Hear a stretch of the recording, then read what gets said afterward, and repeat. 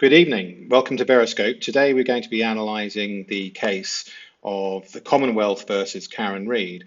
And on the witness stand we have police officer Kelly Dever, who we will be analysing her statements, and we'll be looking at the way that she acts. We'll be looking at her body language and her breathing and trying to assess the level of deception or truth which she gives on the witness stand. And this is who the trial is all about. This is Officer John O'Keefe, who was found murdered at the age of 46 on the front lawn of a fellow Boston police officer.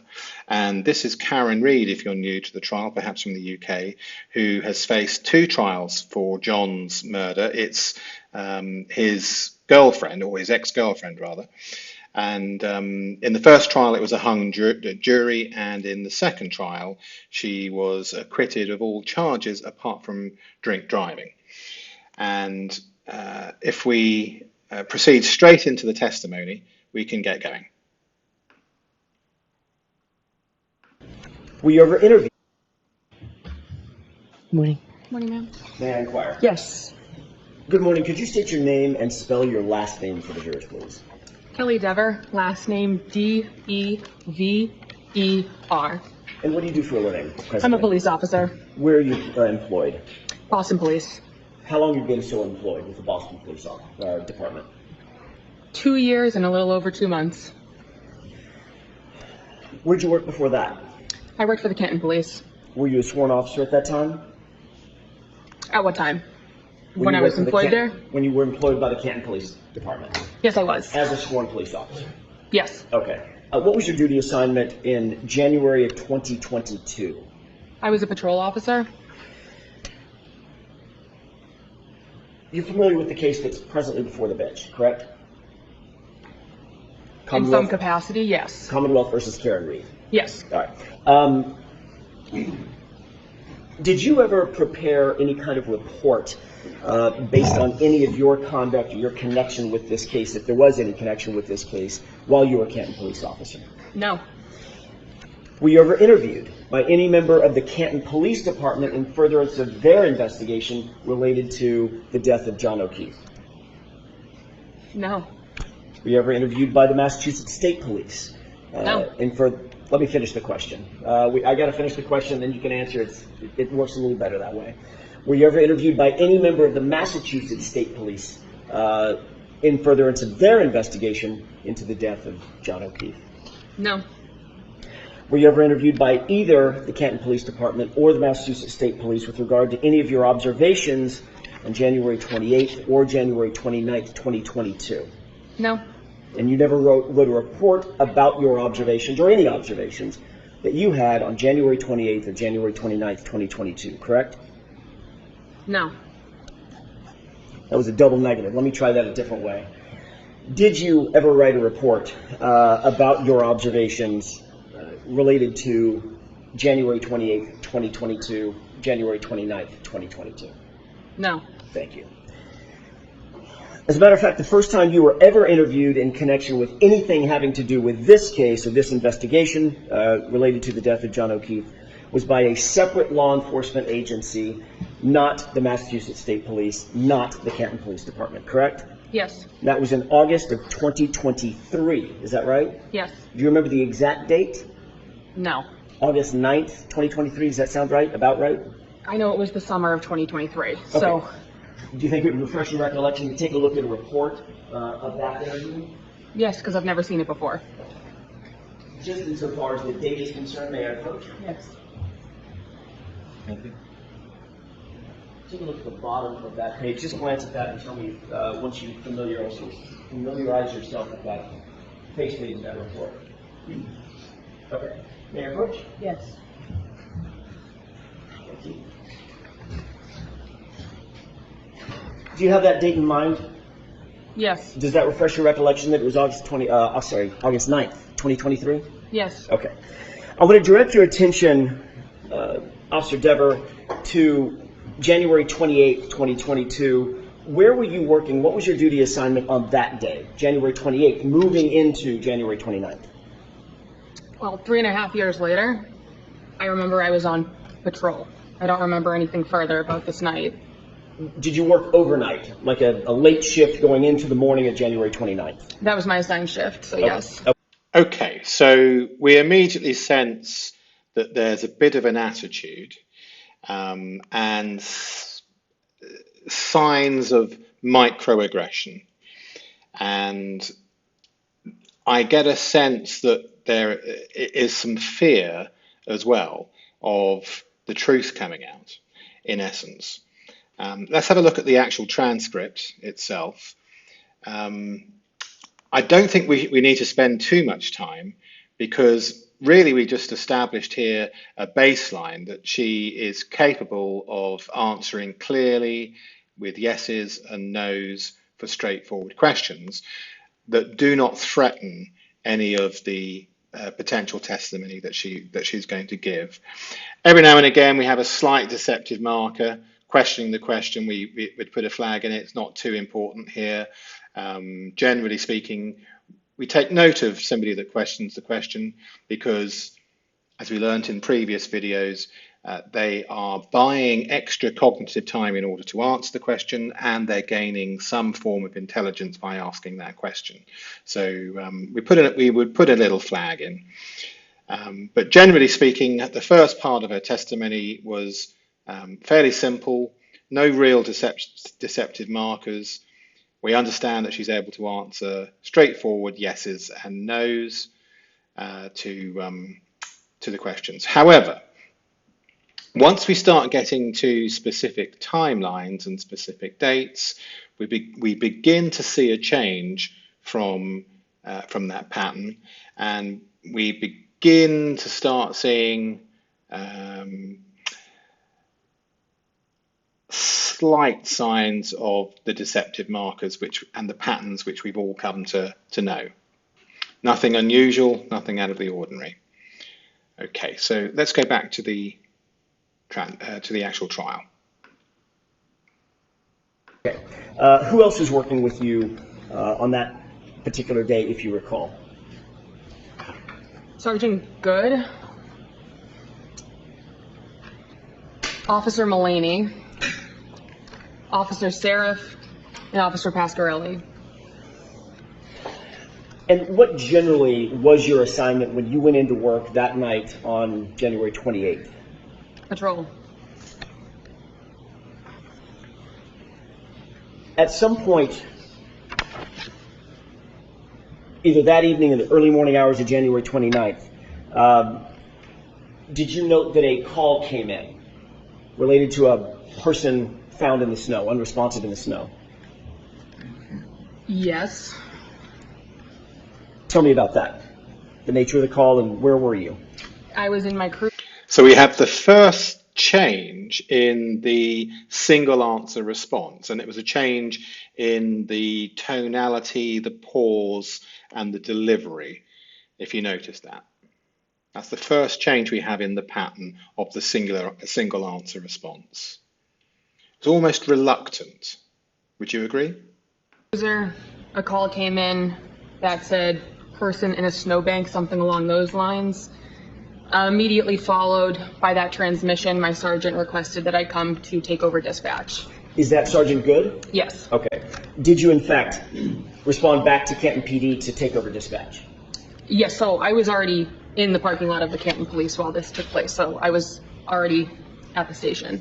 Did you note whether or not Sergeant Good and or any of the others responded to the location while you stayed back to handle dispatch at the police department? Yes, that's why I went inside so he could respond. Were you aware that Sergeant Good, did you have any knowledge at that time that Sergeant Good was familiar with or knew who Brian Albert was? Objection. Sustained. Did you know who Brian Albert was at No. that time? No. Do you now? Because of this case, yes. I spoke over you, I'm so sorry.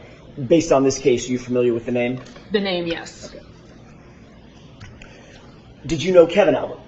No. Oh, the detective Kevin Albert. Yes, I did. Correct. How did you know Kevin Albert? He was a detective for the Canton Police. Were you aware of his relationship to Brian Albert at that time? No. Are you now aware of his relationship with Brian Albert? Yes, from the media. And what is that relationship as you know it? Sustained. Did you know Brian Higgins at that time? Yes, in passing. I'm not asking if you're social friends. Okay, so you'll have noticed in this last exchange that things have changed. Uh, from the previous trainings, you'll have picked up the accent of deception, and we're beginning to see those patterns. Let's look at the actual transcript itself. So here we have the beginnings of some of the patterns which we've seen before. We mark reasons why in blue.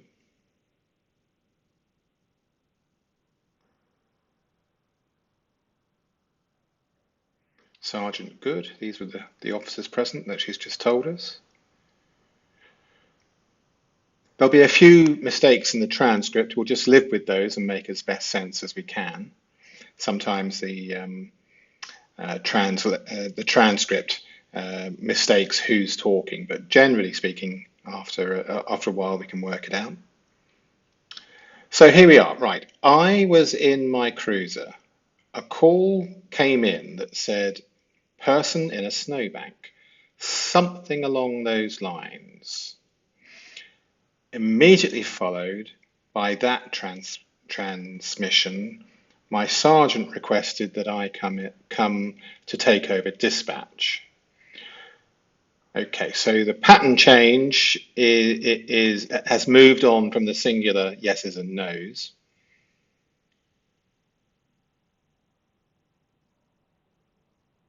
Okay, did you in fact respond back to Canton PD to take over dispatch? Yes, so reason why.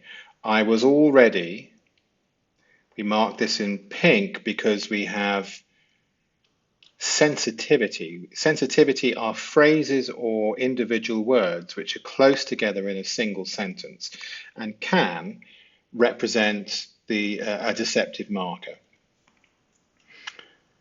I was already in the parking lot of the Canton Police while this took place. Another reason why, the same reason why. So we definitely have strong sensitivity. So the sensitivity has suddenly appeared when she's been asked to leave her vehicle and go inside. So this has caused stress inside the brain. Under cognitive load, she has created this pattern. Something is causing her significant stress increase.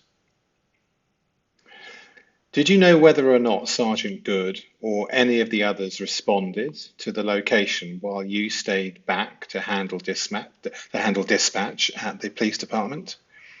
Yes, that's why I went inside, so he could respond.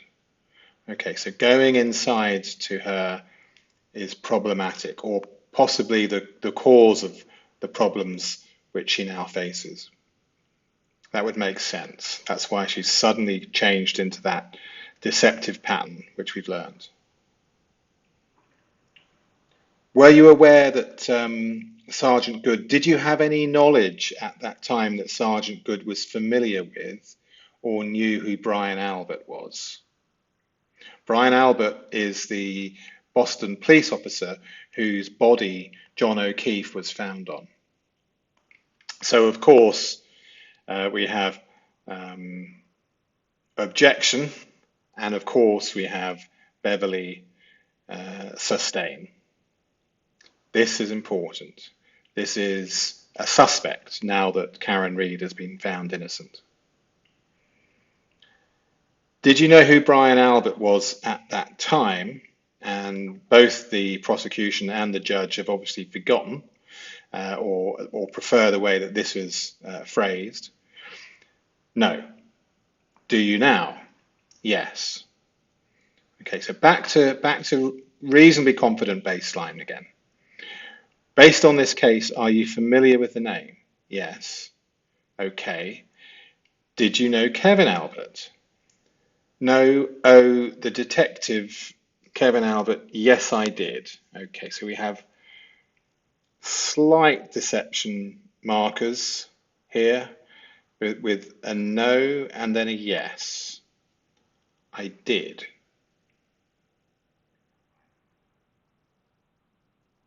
Slight distancing as well.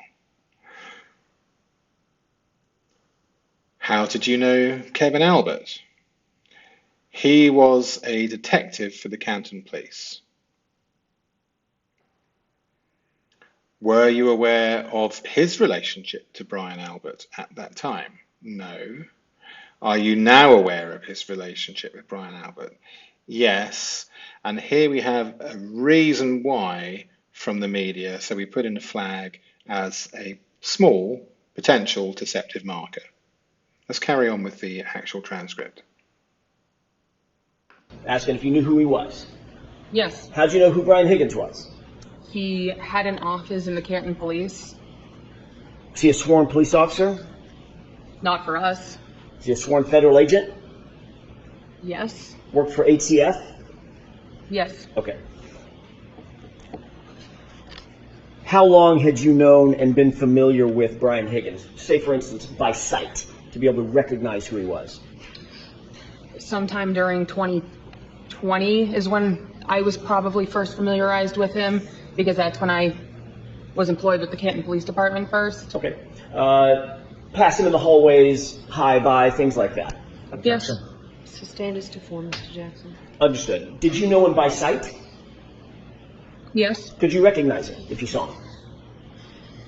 2.5 years later, no, but at the time, yes. I'm not asking you about right now. I'm asking you back in January 2022. Could you recognize him by sight? Yes. Did you know who Kenneth Burkowitz was? Yes. Who's Kenneth Burkowitz? He was the chief of the Canton Police. Obviously very familiar with him. He was your boss, correct? Yes. When Sergeant Good instructed you to take over dispatch, explain what that meant. It meant I walked inside and I sat down in a dispatch room. Describe the dispatch. So a strange little smile there, wasn't there? A strange little duper's delight in a way about to reveal itself. Let's catch up with the analysis.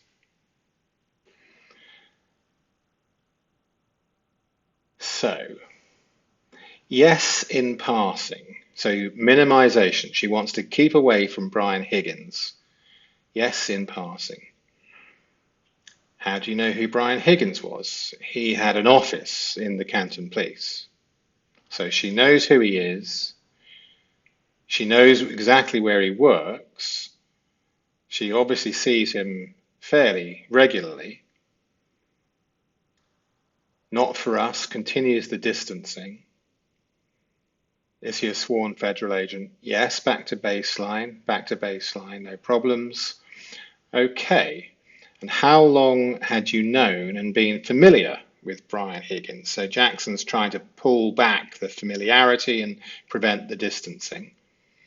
Say, for instance, by sight, etc. Is when I was probably first familiarized with him because, so we're beginning to see the pattern. Everyone's beginning to recognize it. And everyone can see how the pattern isn't strong, but it's there. That's when I was employed by the Canton Police Department first. Okay. Pass him in the hallways, high fives, high buys, that sort of thing. The objection comes, the sustain comes. As to form, understood. Did you know him by sight? Yes. Could you recognize him? And then, and here we have, this should be down here, I believe, 2.5 years later as the no. But at the time, yes. So she's saying, as a police officer, that she wouldn't recognize Brian Higgins. She's been involved in this case for quite a while. She knows exactly who Brian Higgins is. The distancing language is sufficient for her now to say that she might not even recognize him. Not really credible. So we have our first indication of real deception, not being able to recognize Higgins. She's expecting us to believe that. I'm not asking you about right now, I'm asking back in 2022. Could you recognize him by sight? Yes. Okay, but now she's asking us to believe that, and the first trial had gone on, that she might not recognize him now. So no, not credible. Our first genuine significant deception. Did you know who Kenneth Burkowitz was? Yes. Who was he? He was the chief. Okay. Obviously very familiar with him. Yes, back to baseline, no problems at all. Okay, let's carry on. Baseline is important to establish, so we haven't wasted our time. What did that array look like? There was chairs and computers. Monitors? Yes. Does the dispatch area also have... The smile before, I think, was also nervousness, because up until now it's been relatively safe, but she knows she's about to go inside the building and sit down with the arrays and the monitors, and she's about to see things. So she's recognized she's at the crunch point. The smile is a mixture of fear, nervousness, and the recognition that we're now here. monitors of internal security camera footage? I know there was camera screens, but I don't know if they were on TVs or computers or where in dispatch they were. I don't recollect where they were or how they would be accessed. They were in the room somewhere. I can't be more specific. I don't remember. But you do recall seeing that there were monitors that were showing different views of internal security camera footage of Canton PD, correct? The specifics, no. Were there? Yes. I don't know what you mean by specifics. I'm asking you, were there monitors that you could look at that showed security camera footage from inside Canton PD, different areas, hallways, corridors, offices, the Sallyport, for instance? So, 2.5 years since You keep saying 2.5 years later. So let her finish her answer and then ask a question. Sure. It's been years since I've been in that room. They were somewhere in the room. Where cameras were in the Canton Police Department, I don't recall. The media's provided me information since this case took place, and I can't speak on what's my recollection and what's been media provided. There are cameras. I don't know where on my memory where they are. So has the media informed you that there were internal security monitors at the dispatch location? So the objection is sustained. Next question. What do you recall from the dispatch room, as you put it? What do you recall mainly in terms of monitors? I remember there was a computer screen that had information about current calls, and then there was a 911 screen next to that. Those are the two computers that I would have been positioned in front of during this time. As a dispatch officer, by the way, you were a sworn officer at Yes. that time, correct? Uniform, badge, gun, the whole works, right? Yes.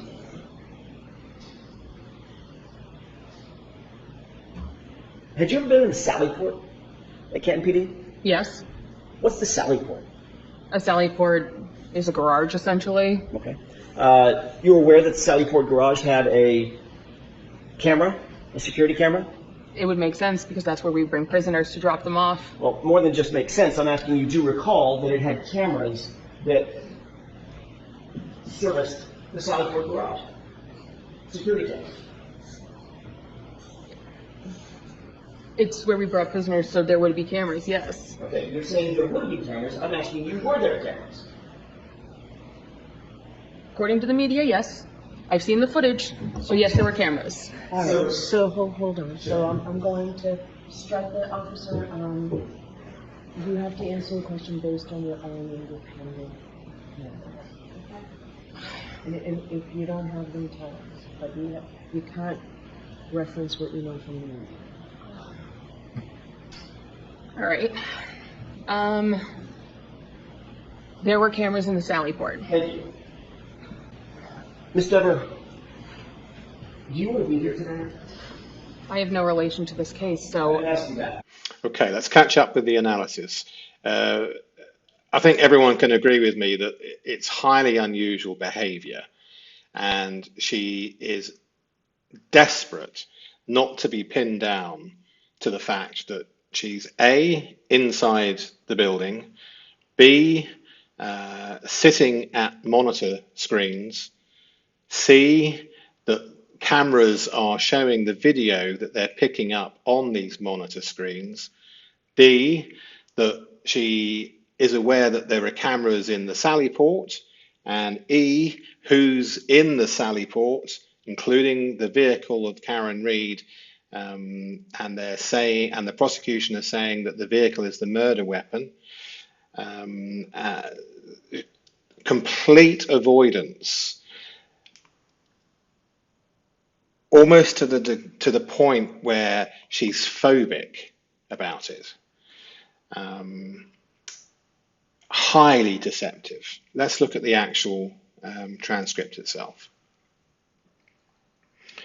So, does the dispatch area also have monitors of internal security camera footage? So we're completely off baseline. And for those who have been learning forensic linguistics and statement analysis with Veriscope, we immediately start to see the pattern. We immediately start to see the sensitivity again. But look at this. We have triple sensitivity. I know there was camera screens, but I don't know if they were on TVs or computers or where in dispatch they were. So we can see from the deception that she does. I don't recollect where they were or how they would be accessed. Deception. They were in the room somewhere, so she's contradicting herself because she can't quite entirely lie clearly. I can't be more specific. I can't be more specific. Okay, so here we have the admission as to why. In effect, I can't be. I don't, and then to try and shut down the whole thing, I don't remember. So the whole answer is deceptive. But you do recall seeing that there were monitors that were Jackson's having none of it, that were showing different views of internal security camera footage. I mean, she's sitting at these cameras, watching what's happening on the videos, and can clearly see what's happening in the Sallyport. However, if she lets us know, there's going to be real problems for her. And let's not forget, we're dealing with a murder trial. We're dealing with a police officer who's been murdered. We're dealing with the fact that he was murdered at a police officer's home and the same police department that she works for. And things happen. Mistakes occur. And she is possibly in genuine danger. It might be an accident or people late to a call. But she's in danger and she recognizes that. But you do recall seeing that there were monitors. The specifics, no. And here we have a slight transcript where the two have confused each other, or I don't know what you mean. So this is Jackson. I don't know what you mean by specifics. I'm asking you, were there monitors that you could look at that showed security camera footage from inside Canton PD, different areas, hallways, corridors, offices, the Sallyport, for instance? She doesn't like that because we know that she can see what's going on in the Sallyport. We have deceptive marker, reason why. And then she tries to give the 2.5 years since Jackson cuts her off. You keep saying 2.5 years later. So, and then Beverly Canone, the wonderful judge, interrupts and says, let her finish her answer, which is a fair point, to be fair, and then ask a question. Sure. It's been years since I've been in that room. So here we have our deception pattern. They were somewhere in the room. Where cameras were in Canton Police Department, I don't recall. The media's provided me information since this case took place, and I can't speak on what's my... Ooh, so here we are. She repeats this pattern of I can't. She's telling us that I can't speak. This is the unconscious truth. I can't speak on what's my recollection.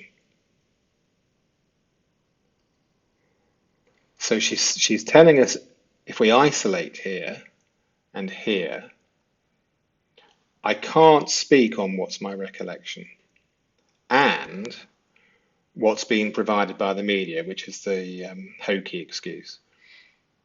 There are cameras.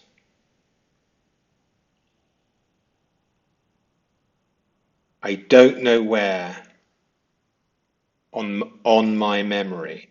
So here we have linguistic fracture, cognitive overload, and an unconscious admission. I can't speak on what's my recollection. So theoretically, what would be the reasons that she can't speak? And I believe that there's a mixture of intimidation and a mixture of unsaid threat. And I believe she believes that the threat is very real.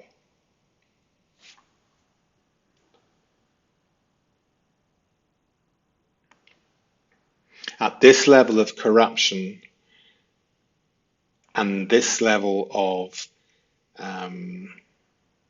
risk for those involved in corruption, i.e. life sentences, possibly without, depending on the charge, parole, I mean literally life sentences, she knows she's in genuine danger, in my opinion.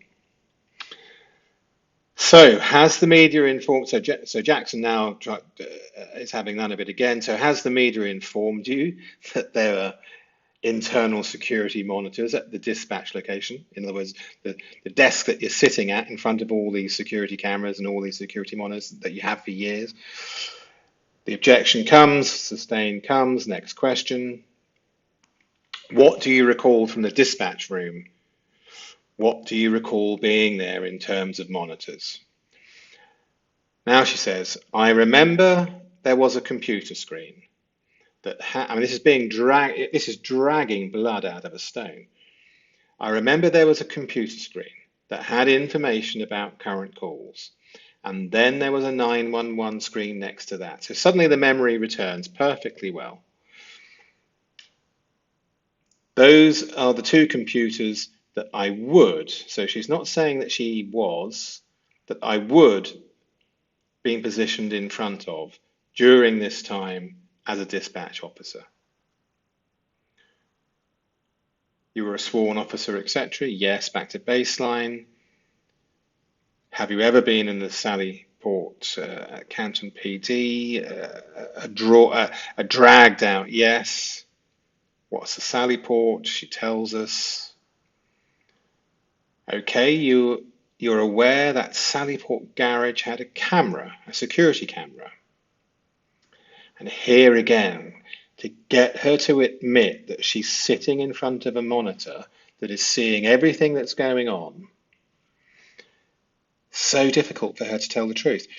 It would make sense, reason why, that's where we bring prisoners in to drop them off. Jackson's having none of it again. Well, more than just makes sense, I'm asking you, do you recall that it has cameras that serviced the Sallyport garage, security cameras?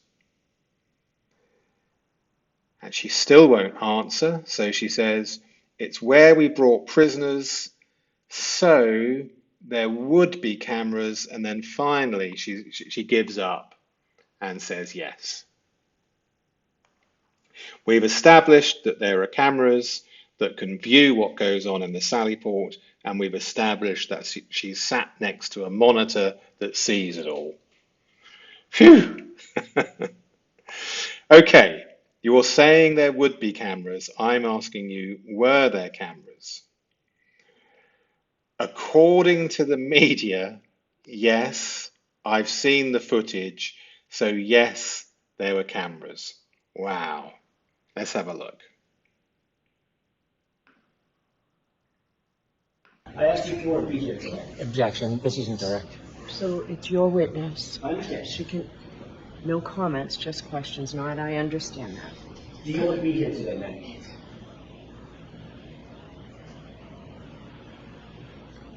I am put on the stand in a murder trial. I don't know why I'm here. I have no connection to this case. You have no idea why you're here? You've never talked to me. Nobody on the fence seems to talk to me since prior. The smile, I get the impression, is because she's ready to deliver her pre-planned speech to the court, and she's happy to be at this point. For the first trial. So I don't have any idea why I'm here. No clue whatsoever. As you sit here, why you might have been close and stand. No. Are you uncomfortable testifying? No, it's part of my job. You're a professional police officer, correct? Correct. That means you're a professional witness to a certain degree, correct? In the crimes that I've gone on a stand before, yes, I have been. And you understand the oath? Yes, I do. What is that oath? The oath is to tell the truth. The whole truth and nothing but the truth, correct? Objection. Sustained. All fair. Is there more to that oath when you raise your right hand as a witness? I'm objecting. So I'm going to see you side back for just Sure. Okay. Quite incredible.